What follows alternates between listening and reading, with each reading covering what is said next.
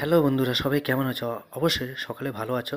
তো যাই হোক, দেখো আমাদের স্বপ্নের ঘর যাকে বলা হয় প্রত্যেকেরই, আমার একার নয়। আমরা দু ভাই মিলে এই ঘরটাকে তৈরি করেছি। যতদূর যত কষ্ট হোক না কেন, আমরা আমাদের স্বপ্নটাকে এগিয়ে নিয়ে যাওয়ার চেষ্টা করেছি।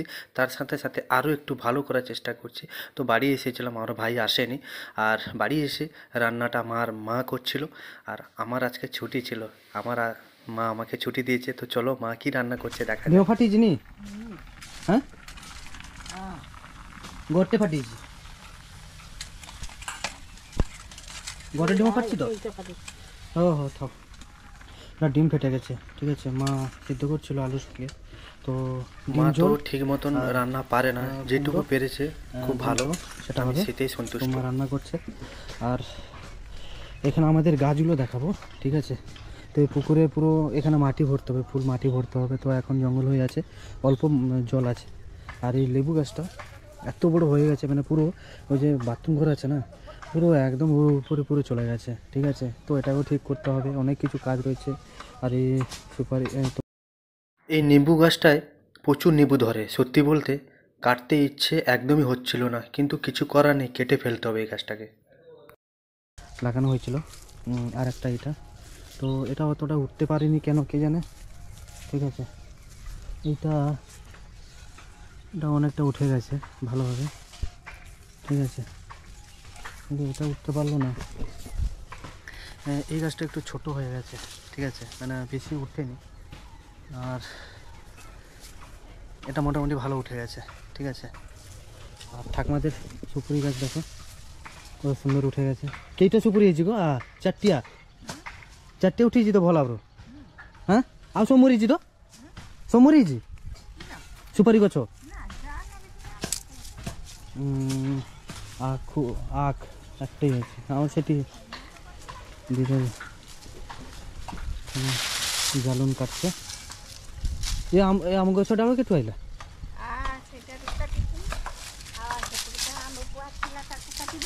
ହଁ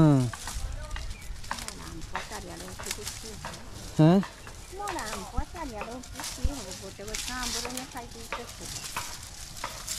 ହଁ ଆମ ଗଛ ସେଠି ଗୋଟେ ଅଛି ତ, ସେ ଥାଉ এখন ସେଟା। ସେ ଆମ୍ବଟା ଭଲ ନା। ଆଉ ସେଠି ସେଠି ଅଛି ଗୋଟେ ନା।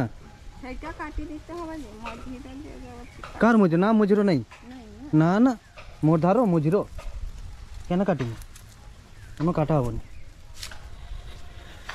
তো চলো এই গাছটা দেখাচ্ছি তোমাদের।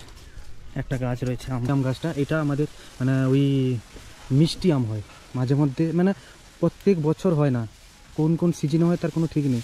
কোন বছরে মিষ্টি আম হবে, কোন বছরে একদম টক, কি বলবো এই গাছে। ঠিক আছে, তো দেখো কত বড় হয়ে গেছে। হ্যাঁ, ও আর প্রচুর ঠান্ডা, কিন্তু ঘরের দিকে প্রচুর ঠান্ডা। মা এটা করে ফেলেছে। ঠিক আছে, তারপরে কি করব, বসেছিলাম, চান টান করা হয়নি, চান করব। হ্যাঁ, তারপরে ছাদে যাওয়া হোক। হ্যাঁ, আর সবাই কেমন আছো? আমার লাইফস্টাইল ব্লগ আমি তোমাদের দেবো বলেছি, তো সেটাই আমি দিচ্ছি। হ্যাঁ, বিশেষ করে উপরে ছাদে মা কি বিছিয়ে রেখেছে দেখো। এই কী পাতা বলো তো? কী পাতা বলতে পারবে? কী পাতা বলো? নারকেল পাতা। যে নারকেল পাতা না, পিচ, ওই যে পিচ আছে না, ঝাড়ু হয়, ওই পিচ বের করার আছি আমি।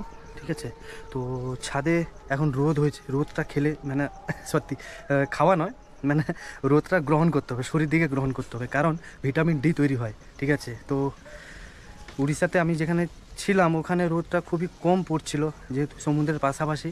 আর বাড়িতে এসে দেখো রোদ যেমন ঠান্ডা তেমন রোদ। ঠিক আছে, হ্যাঁ, আর প্রচুর রোদও হয়েছে। আর আর কি বলবো, এই হচ্ছে আমাদের ছোট্ট ফ্যামিলি। আর এই ফ্যামিলির মধ্যে সবাইকে ওয়েলকাম। ঠিক আছে, তো আর নারকেল গাছগুলো মানে এটা ইয়ে হয়েছিল। ঠিক আছে, আর আমাদের সামনের লুকটাই দেখো খালি।